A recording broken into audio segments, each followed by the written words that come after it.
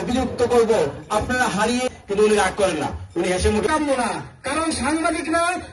আমার মিসেস সামনে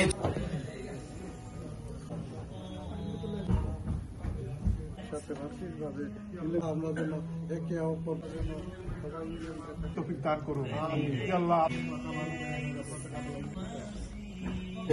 এই কথাটুকু আপনাদের সামনে বসে আমি আপনাদের সামনে লিগেল জড়িত রয়েছে, যার কারণে আমরা কিছু বলে দিতে পারবো না। যদি এখানে সিনিয়র হিসেবে যারা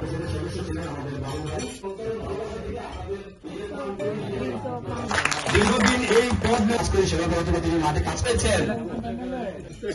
কারণ আল্লাহ রাব্বুল আলামিন বলছেন যে